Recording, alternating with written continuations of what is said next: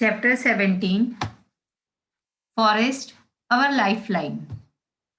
इस चैप्टर में हम लोग फॉरेस्ट के बारे में पढ़ेंगे कि फॉरेस्ट हमारे लिए कितना इम्पोर्टेंट है, दिन ब दिन फॉरेस्ट के कम होने के क्या कारण हैं, और अगर फॉरेस्ट नहीं रहेगा तो हमें किन किन प्रॉब्लम्स का सामना करना पड़ सकता है। Visit to a forest. जब हम आसपास के जंगल में कभी एक विजिट करते हैं तो वहां पे हमें क्या नजर आता है? Environment is peaceful and cool. वहां का वातावरण एकदम शांत और ठंडा होता है। The forest provides a home for many animals and plants. Forest बहुत सारे एनिमल्स को और प्लांट्स को घर प्रोवाइड करता है, जहां पर कि एनिमल्स रहते हैं। बहुत सारे अलग अलग टाइप के प्लांट्स उगते हैं। साल, टीक, सेलम, शीशम, नीम, पलाश, फेक, खेर, आंवला, बाम्बू, कचनेर, इस तरह के हमें बहुत सारे प्रकार के जंगल में पेड़ देखने के लिए मिलते हैं। There are several other trees, shrubs, herbs, and grasses in the forest. The forest floor and the tree were also covered with different types of creepers and climbers. अब फॉरेस्ट में बहुत टाइप के प्लांट्स होते हैं, उसमें से कुछ trees होते हैं, कुछ शर्ब्स होते हैं, कुछ हर्ब्स होते हैं। वहां पर बहुत सारे क्रीपर्स होते हैं, क्लाइंबर्स होते हैं, जिससे कि फॉरेस्ट में अलग अलग टाइप के प्लांट्स दिखाई देते हैं।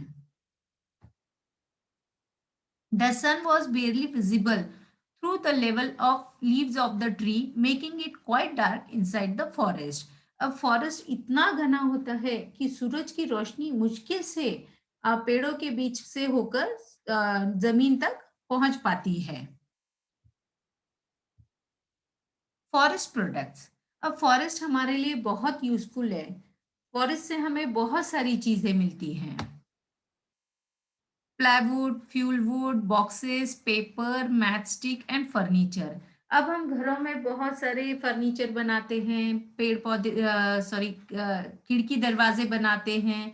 तो ये सब चीजों से ये सब चीजें वुड से बनी होती हैं। अब जो छोटी छोटी चीजें घरों में यूज करते हैं, जैसे मैच स्टिक्स हो गए, वो भी लकड़ी से बने होते हैं। हम जो पेपर लिखने के लिए यूज करते हैं, वो भी लकड़ियों से बने होते हैं। तो ये सब वुड हमें कहाँ से मिलता है? ऑफ कोर्स ये सब हमें जंगल से ही मिलता है। Gums, oils, spices, fodders for animals and medicinal plants are also some of the products which we get from the forest. अब हमें फॉरेस्ट से गम्स मिलता है, ऑयल्स मिलते हैं, स्पाइसेस जो कि जिसे कि हम मसाले बोलते हैं, खाना बनाने के लिए यूज करते हैं, वो अलग अलग टाइप के स्पाइसेस, जानवरों को खाने के लिए फॉडर, मेडिसिन जो हम बनाते हैं, बहुत सारे मेडिसिन प्लांट से बनाए जाते हैं। तो वो मेडिसिनल प्लांट्स भी हमें फॉरेस्ट से ही मिलते हैं। यहाँ पे आपको पिक्चर नजर आएगा जिसमें फॉरेस्ट के अलग अलग प्रोडक्ट दिखाए गए हैं। Plantation of forest trees. अब फॉरेस्ट इतना घना होता है, वहां पे इतनी सारे प्लांट्स होते हैं, अलग अलग टाइप के होते हैं। तो ये ट्रीज को कौन प्लांट करता है फॉरेस्ट में जाके? In nature, trees produce enough seeds. The forest floor provide favorable conditions for them to germinate and develop into seedlings and saplings. Some grows into the trees. अब फॉरेस्ट में जाके कोई ट्री प्लांट नहीं करता है, जबकि फॉरेस्ट में बहुत सारे प्लांट्स रहते हैं जिसमें फ्रूट्स लगते हैं, फ्लावर्स लगते हैं। तो सब लोग क्या करते हैं? सीड डेवलप करते हैं। हर एक प्लांट, हर एक ट्री अपने अपने टाइप के सीड डेवलप करते हैं। जब वो सीड सूख जाते हैं तो कोई हवा से, पानी से, या फिर जानवरों की बर्ड्स की मदद से वो सीड्स क्या होते हैं? जमीन में गिर जाते हैं। सॉइल उनको फेवरेबल कंडीशन देता है, जिससे कि वो जर्मिनेट हो जाते हैं और वो सीडलिंग्स सैपलिंग्स में कन्वर्ट हो जाते हैं, और कुछ कुछ तो बड़े बड़े ट्रीज में भी ग्रो हो जाते हैं। तो इस तरह से फॉरेस्ट में अलग अलग टाइप के जो प्लांट्स हैं, वो उनका प्लांटेशन होता है। Branchy part of a tree above the stem is known as the crown of the tree. अब क्रॉन का मतलब मुकुट होता है। ट्री के ऊपर जो अलग अलग ब्रांच, छोटे छोटे ब्रांचेस है, वो बहुत बड़े हो जाते हैं, उस पे लीव्स लगते हैं। तो वो जो ऊपर का जो ब्रांची पार्ट रहता है, जो लीफ से भरा रहता है, उसे हम लोग ट्री का क्रॉन बोलते हैं। Once again, branchy part of a tree above the stem is known as the crown of the tree. The branches of the tall trees look like a roof over the other plants in the forest. This is called canopy. अब जो बड़े बड़े trees रहते हैं, उनके जो branch रहते हैं, वो एक दूसरे इतने फैल जाते हैं कि एक दूसरे से अटैच हो जाते हैं। तो अटैच होने के कारण वह हमें एक रूफ की तरह, एक छत की तरह नजर आते हैं। over the other plants in the forest, this is called the canopy. It means कि forest में कुछ बड़े बड़े plants रहते हैं, कुछ छोटे रहते हैं। तो बड़े प्लांट्स बहुत ज्यादा ग्रो हो जाते हैं, उनके ब्रांचेस एक दूसरे से अटैच हो जाते हैं, लगने लगते हैं। तो उसके वह छोटे जो ट्रीज रहते हैं वो नीचे के लेवल पे रहते हैं। तो ऊपर जो बड़े ट्रीज हैं वो ऊपर एक रूफ की तरह एक लेवल बना देते हैं, जिसे हम लोग कैनोपी कहते हैं। यहाँ पर ट्रीज के अलग अलग क्रॉन, हमें अलग अलग शेप के क्रॉन्स जो हैं वो दिखाई दे रहे हैं इस पिक्चर में। Trees had a crown of different types and size. These had created different horizontal layer in the forest. These are known as understories. अब ट्रीज के अलग अलग क्रॉन रहते हैं और सबके साइज अलग अलग रहते हैं। वो एक हॉरिजेंटल लेयर बनाते हैं फॉरेस्ट में, जिसे कि हम अंडर स्टोरीज कहते हैं। Giant and tall trees contribute the top layer, followed by the shrubs and tall grass and herbs form the lowest layer. अब फॉरेस्ट में कुछ हर्ब्स रहते हैं, कुछ shrubs रहते हैं। जो टॉल ट्रीज रहते हैं वो टॉप लेयर बनाते हैं, और जो स्मॉल ट्रीज रहते हैं, हर्ब्स रहते हैं, वो लोअर लेयर बनाते हैं। यहाँ पे आपको कैनोपी और अंडर स्टोरी की पिक्चर नजर आ रही है, जिससे कि आपको समझने में आसानी होगी कि किस तरह से टॉल ट्रीज अपर लेयर बना रहे हैं और जो छोटे हर्ब्स हैं वो नीचे की लेयर बना रहे हैं। Variation in trees and animals. Due to different climatic conditions, there are variation in the type of trees and plants. The type of animals also differ from forest to forest. अब हमारे country में अलग अलग जगह पे अलग अलग type के फॉरेस्ट देखने के लिए मिलते हैं। हर जगह की क्लाइमेटिक कंडीशंस अलग रहती है, जैसे कि कहीं बहुत ज़्यादा बारिश गिरती है, कहीं बहुत कम गिरती है, कहीं पे ज़्यादा टेम्परेचर होता है, कहीं पे बहुत ठंडा होता है। तो इस तरह से अलग-अलग क्लाइमेटिक कंडीशन की वजह से हर फॉरेस्ट की ट्रीज में और प्लांट्स में हमें वेरिएशन देखने के लिए मिलेंगे। मतलब वहाँ के ट्रीज और प्लांट जो है वो डिफरेंट डिफरेंट टाइप्स के होते हैं, उनके फीचर्स डिफरेंट होते हैं। और इसी प्रकार हमें एनिमल्स में भी डिफरेंट देखने के लिए मिलता है। जिस तरह से प्लांट्स अलग अलग टाइप के होते हैं, वैसे ही अकॉर्डिंग टू क्लाइमेटिक कंडीशन वहाँ पे अलग अलग टाइप्स के एनिमल्स भी हमें देखने के लिए मिलेंगे।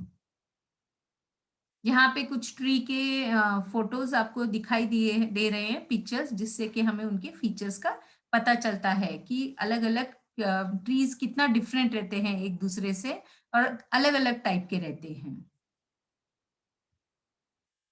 Inter relationship. Green plant produce food. All animals, whether herbivorous or carnivorous, depend ultimately on plant for food. अब इंटर रिलेशनशिप में ये बताया गया है कि कोई भी एनिमल हो, हर्बीवोरस हो या कार्निवोरस हो, अल्टीमेटली सब लोग अपने फूड के लिए प्लांट्स पे ही डिपेंड करते हैं। Organism which feed on plant often get eaten by the other animals and so on. अब जो एनिमल्स प्लांट खाते हैं, जिसे हम हर्बीवोरस कहते हैं, कार्बीवोरस एनिमल्स क्या करते हैं, हर्बीवोरस एनिमल को ईट करते हैं। तो इस तरह से क्या होता है, ये फूड चेन चलती जाती है। अब इधर एग्जाम्पल दिया गया है कि grass is eaten by insects which is taken by the frog. The frog is consumed by snake. This is said to form a food chain. अभी जो ग्रास है, इंसेक्ट्स है, वो ग्रास खाते हैं, फ्रॉग इंसेक्ट्स को खाते हैं, स्नेक फ्रॉग को खाता है। तो इस स्नेक को, अभी जब स्नेक मर जाता है या फिर जैसा भी है, तो ईगल क्या करता है, स्नेक को खाता है। तो इस तरह से क्या होता है, ये फूड चेन कंटिन्यू चलती रहती है और सब लोग एक दूसरे पे डिपेंड करते हैं फूड के लिए। Many food chain can be found in the forest. इस तरह की हमें बहुत सारी अलग अलग फूड चेन फॉरेस्ट में देखने के लिए मिलती हैं। All food chains are linked, सब एक दूसरे से रिलेटेड हैं, लिंक्ड हैं। If any one food is disturb it affect the other food chain. Every part of the forest is depend on the other part. If we remove one component, all other component will be affected. अब हमें forest में बहुत सारी अलग अलग type की chain, food chain देखने के लिए मिलेंगी, जो कि सब एक दूसरे से रिलेटेड है और सब फूड के लिए एक दूसरे पर डिपेंड करते हैं। अगर इसमें से एक भी कंपोनेंट निकाल दिया जाए तो आगे के सारे कंपोनेंट अफेक्ट हो जाएंगे, उन्हें खाना नहीं मिलेगा या फिर डिस्टर्ब हो जाएंगे। यहाँ पर आपको inter relationship of plant soil and decomposers in the forest, इस पिक्चर में आपको देखने के लिए मिल रहा है कि कैसे फॉरेस्ट के अलग अलग कंपोनेंट सब एक दूसरे पे डिपेंड करते हैं। Microorganisms feed upon the dead plant and animal tissues and convert them into a dark color substance called humus. अब फॉरेस्ट में बहुत सारे पत्ते सड़ गल जाते हैं, सूख जाते हैं, पेड़ों से गिर जाते हैं। तो उन पत्तों का क्या होता है? अगर उन पत्तों को मतलब कोई फीड नहीं करेगा, उस पत्तों को कोई यूज नहीं करेगा, तो वो उसी तरह से जमीन की सतह क्या होगी, कचरे से, एक तरह के डस्ट से भर जाएगी। तो वहां पे तो उनका क्या होता है, micro organisms feed upon the dead plant and animals tissues.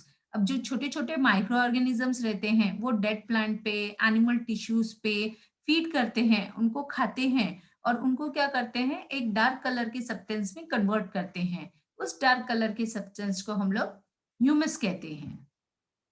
The microorganisms which convert the dead plant and animals to humus are known as decomposers.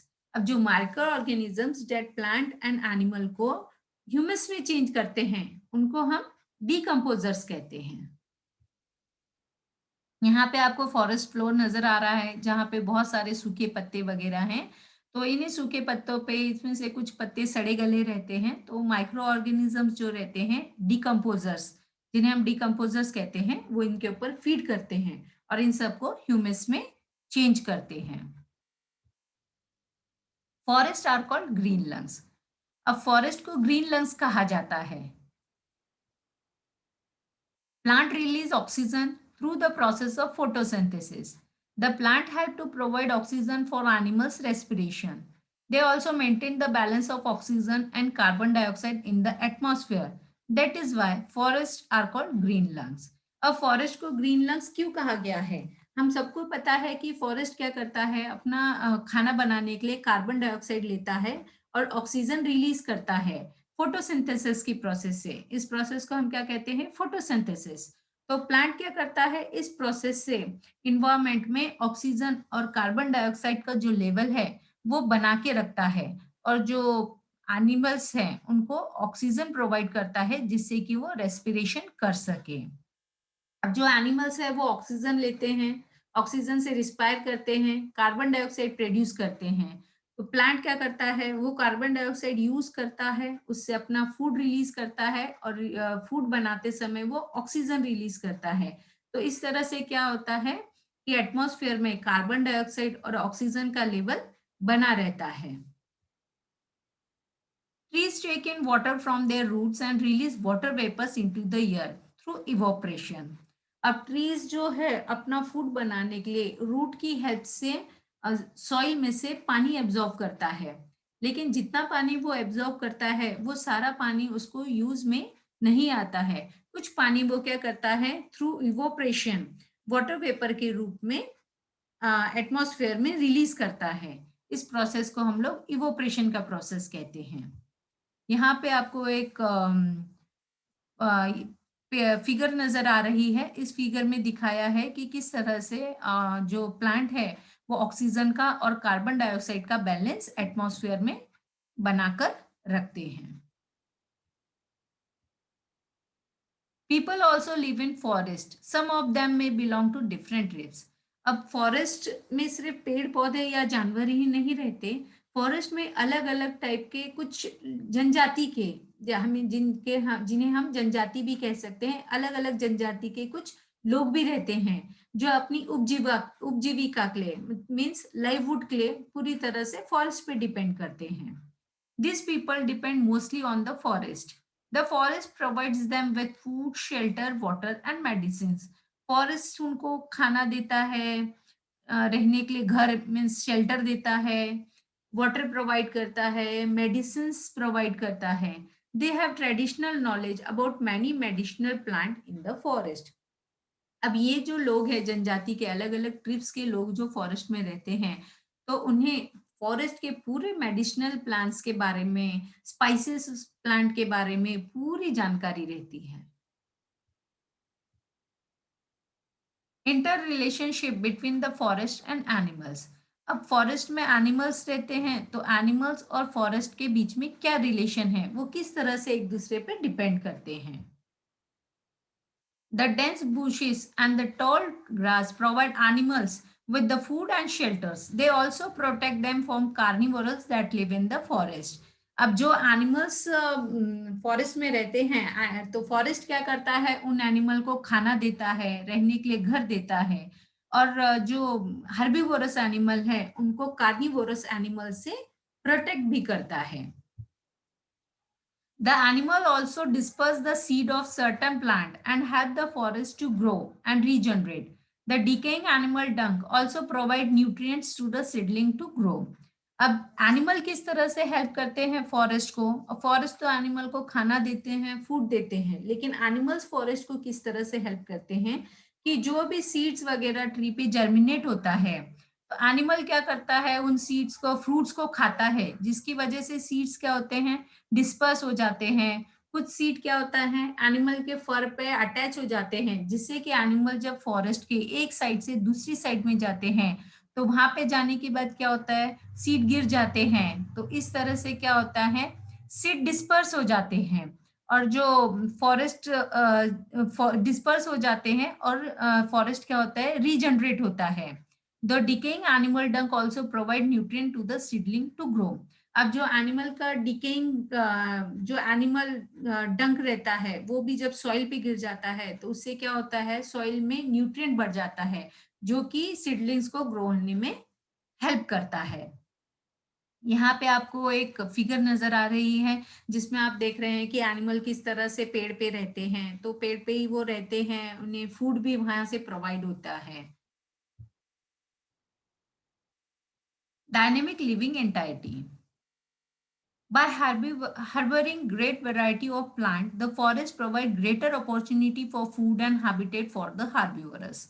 अब फॉरेस्ट में बहुत अलग अलग टाइप के प्लांट्स रहते हैं, ट्रीज रहते हैं, तो इस तरह से क्या होता है, जो हर्बीवोरस एनिमल्स हैं उनको खाने के लिए बहुत सारा फूड प्रोवाइड होता है, रहने के लिए हैबिटेट मिल जाता है.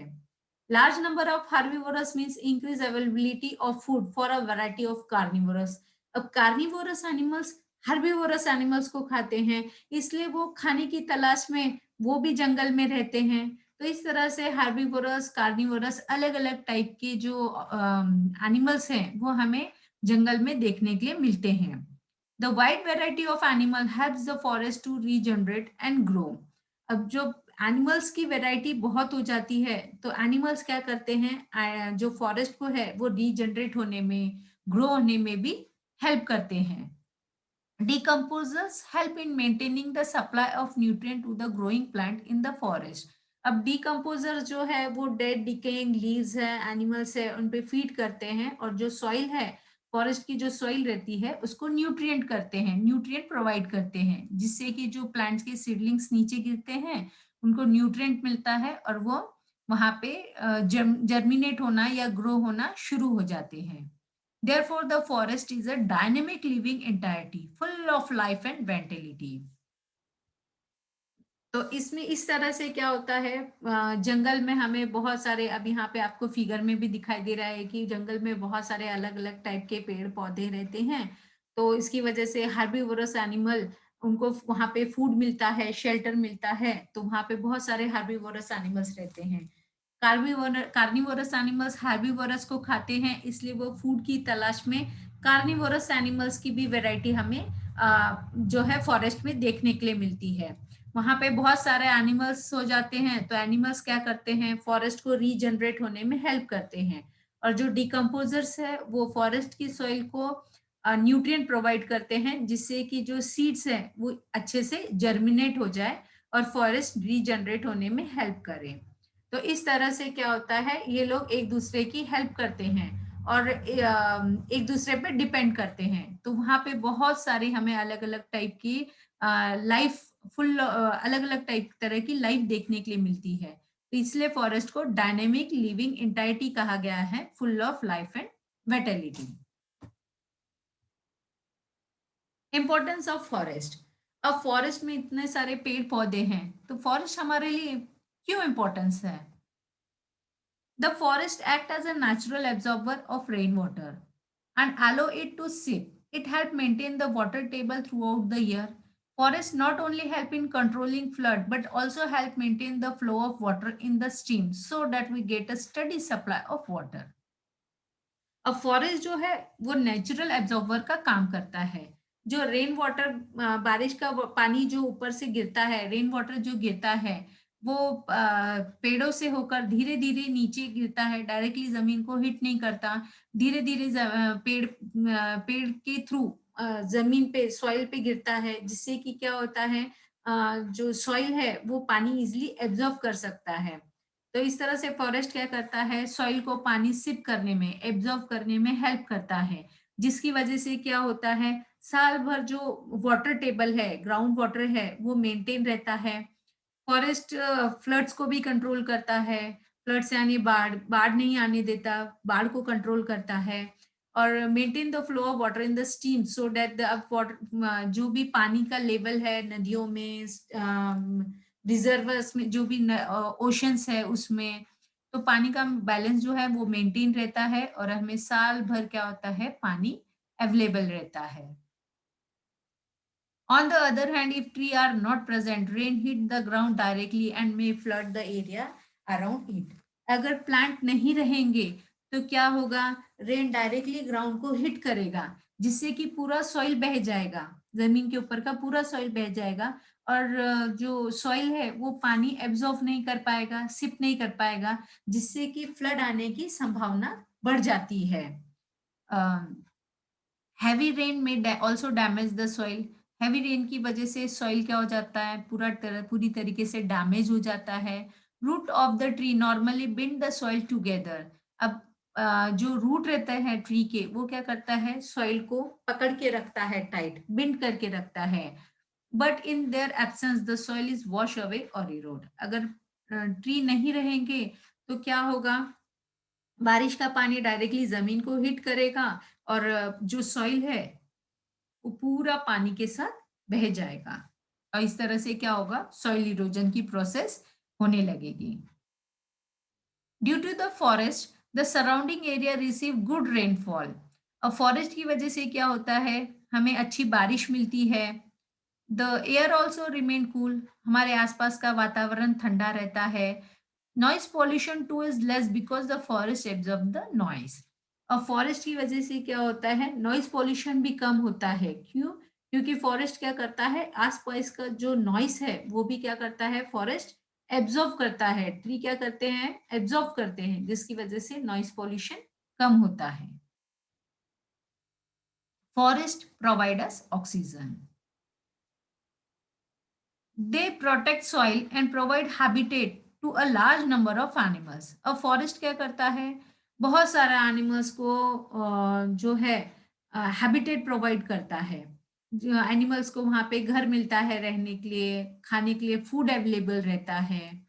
They are a source of medicinal plant, timber and many other useful products. अब फॉरेस्ट से हमें बहुत सारे मेडिसिनल प्लांट्स मिलते हैं, टिम्बर्स मिलता है, वुड मिलता है, जिससे कि हम लोग अपनी यूजफुल प्रोडक्ट्स बना सकते हैं। और बहुत से यूजफुल प्रोडक्ट्स रहते हैं, जैसे गम हो गया, स्पाइसेस हो गई, ये सब भी हमें क्या होता है, फॉरेस्ट से ही मिलता है। Vanishing of forest. अब दिन ब दिन फॉरेस्ट के कम होने के क्या कारण हैं? Construction of road, building, industrial development and increasing demand of wood create pressure on the forest and started vanishing. अब दिन ब दिन पॉपुलेशन बढ़ने की वजह से क्या हो रहा है, लोगों को घर बनाने के लिए जमीन कम पड़ रही है, तो लोग क्या कर रहे हैं, फॉरेस्ट को काट रहे हैं, वहां पे रोड कंस्ट्रक्ट कर रहे हैं, अपने अपने घर बना रहे हैं, फैक्ट्रीज बना रहे हैं, जिससे कि इंडस्ट्रियल एरिया जो है वो डेवलप हो रहा है। जो would created pressure on the forest, demand of would, अब दिन ब दिन वुड का जो है डिमांड बढ़ती जा रही है, जिसका पूरा प्रेशर किस पे पड़ रहा है, फॉरेस्ट पे पड़ रहा है। इसकी वजह से क्या हो रहा है, दिन ब दिन फॉरेस्ट वैनिश हो रहे हैं, यानी लुप्त हो रहे हैं। Disappearing of forest due to overgrazing of animals and indiscrimination feeling of trees. अब दिन ब दिन क्या हो रहा है, जो एनिमल्स है वो भी पूरी तरह से फॉरेस्ट पे डिपेंड कर रहे हैं फूड के लिए, और किसी को पेड़ प्लांटेशन करने की जरूरत ही महसूस नहीं होती। उन्हें इस बात की इम्पोर्टेंस ही पता नहीं है कि हमें दिन ब दिन फॉरेस्ट कम हो रहे हैं, इसलिए हमें ट्री प्लांट करना चाहिए। इसकी वजह से भी क्या हो रहा है, फॉरेस्ट दिन ब दिन डिसअपियर हो रहे हैं। इन एब्सेंस ऑफ फॉरेस्ट, अब दिन ब दिन फॉरेस्ट डिसअपियर हो रहे हैं। अगर फॉरेस्ट नहीं रहे तो हमें किन किन प्रॉब्लम्स का सामना करना पड़ सकता है। If forest disappear, the amount of carbon dioxide in air will increase, result in the increase of Earth's temperature. अगर फॉरेस्ट नहीं रहेंगे, अब हमने पीछे के पॉइंट में देखा कि फॉरेस्ट क्या करता है, ऑक्सीजन का और कार्बन डाइऑक्साइड का लेवल सेम रखता है एटमॉस्फेयर में।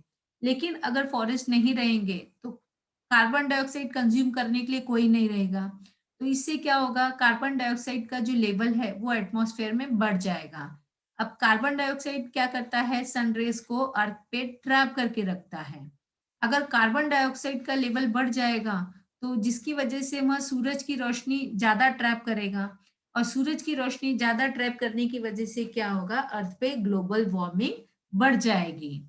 तो if the forest disappear, the amount of carbon dioxide in the air will increase, result in increase of earth temperature. तो इस तरह से अगर फॉरेस्ट नहीं रहे तो कार्बन डाइऑक्साइड का लेवल एटमॉस्फेयर में बढ़ जाएगा, जिसकी वजह से अर्थ का टेम्परेचर या फिर ग्लोबल वार्मिंग भी बहुत अधिक बढ़ सकती है। In the absence of trees and plants, the animal will not get food and shelter. अगर प्लांट्स ही नहीं रहेंगे, फॉरेस्ट नहीं रहेंगे, तो एनिमल्स को खाना नहीं मिलेगा, शेल्टर नहीं मिलेगा। In the absence of trees, the soil will not hold water, which will cause floods. अगर ट्रीज नहीं रहते हैं तो सॉइल की वाटर होल्डिंग कैपेसिटी कम हो जाएगी, जिससे कि बाढ़ आने की संभावना बढ़ जाती है। Deforestation will endanger our life and environment. Deforestation हमारे लाइफ के लिए और हमारे इन्वायरमेंट के लिए बहुत डेंजर हो सकता है। अब यहाँ पे आपको एक फिगर नजर आ रही है जिसमें दिखाया है कि किस तरह से कार्बन डाइऑक्साइड का लेवल बढ़ सकता है। जानवरों को अगर खाने के लिए कुछ ना मिले तो रेनफॉल कम हो जाएगा, फॉरेस्ट नहीं रहेंगे तो ड्राफ आ सकता है, फ्लड्स आ सकते हैं। कीवर्ड्स, कैनोपी, हमने देखा कि फॉरेस्ट के जो क्रॉन्स रहते हैं, यानी जो ब्रांची लेयर रहते हैं, वो क्या करते हैं, एक रूफ टाइप बनाते हैं फॉरेस्ट में, जिसे हम कैनोपी कहते हैं। क्रॉन, ट्रीज का जो ब्रांची पार्ट रहता है, लीव्स पार्ट ऊपर का, उसे हम ट्री का क्रॉन कहते हैं। डिकम्पोजर्स, डिकम्पोजर्स क्या करते हैं कि सड़े गले जो पत्ते होते हैं उसे ब्लैक ह्यूमस में चेंज करते हैं, जिससे कि सॉइल फर्टाइल बनता है।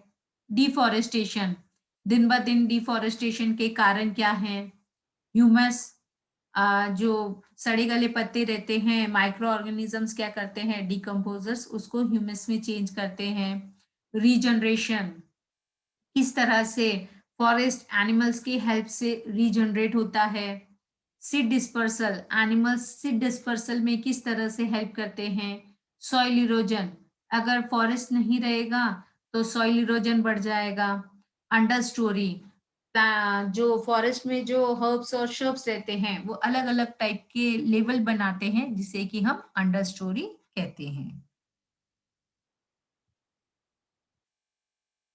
Summary, what you have learn, we get various product from the forest surrounding us. हमारे आसपास के फॉरेस्ट से हमें बहुत सारे प्रोडक्ट्स मिलते हैं जो हमारे लिए यूजफुल हैं। Forest is a system comprising various plant animals and micro organisms. Forest एक टाइप का सिस्टम है जहाँ पे अलग अलग प्लांट्स एनिमल्स और माइक्रो ऑर्गेनिजम्स को फूड भी मिलता है और हैबिटेट मिलता है। In a forest, trees form the uppermost layer, followed by the shrubs. The herbs form the lowermost layer of the vegetation. Forest में जो हर्ब्स रहते हैं वो अपर मोस्ट लेयर बनाते हैं और जो हर्ब्स रहते हैं वो लोअर लेयर बनाते हैं। Different layer of vegetation provide food and shelter for animals, birds and insects. अब वेजिटेशन के जो अलग अलग लेयर हैं वो एनिमल्स को फूड शेल्टर प्रोवाइड करते हैं। The various component of the forest are interdependent on one another. Forest में बहुत सारे कंपोनेंट्स हैं जो सब एक दूसरे पे डिपेंड करते हैं। The forest keep on growing and changing and can regenerate. जब फॉरेस्ट क्या होता है लगातार ग्रो होता है, फॉरेस्ट में बहुत सारे चेंजेस आते हैं और फॉरेस्ट क्या होता है रेगुलर रीजनरेट होता रहता है। In the forest, there is an interaction between soil, water, air and living organism. Forest के अंदर क्या होता है सॉइल, वाटर और एयर और लिविंग ऑर्गेनिजम्स के बीच में इंटरेक्शन रहता है, मीन्स वो सब एक दूसरे पर डिपेंड करते हैं। Forest protect the soil from erosion. Forest की वजह से सॉइल इरोजन कम होता है। Soil help forest to grow and regenerate. Soil क्या करता है फॉरेस्ट को ग्रो होने में और रीजनरेट होने में हेल्प करता है। Forest are the lifeline for the forest dwelling communities. अब फॉरेस्ट जो भी कम्युनिटीज ह्यूमन कम्युनिटीज जो फॉरेस्ट में रहती हैं वो पूरी तरह से क्या करती हैं अपने लाइववुड के लिए फॉरेस्ट पे डिपेंड करती हैं। Forest influence climate, water cycle and air quality. Forest क्या करता है एटमॉस्फेयर का क्लाइमेट, वाटर साइकिल और एयर क्वालिटी को लेवल रखता है। एटमॉस्फेयर में जो है वाटर साइकिल और एयर क्वालिटी को जो लेवल है वो बनाए रखता है। इस तरह से यह लेसन यहाँ पर खत्म हुआ।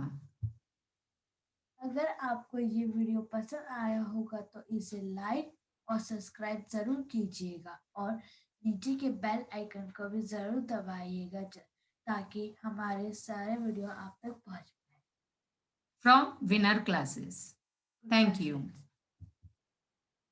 एक बार देखना लास्ट का कैसे बना।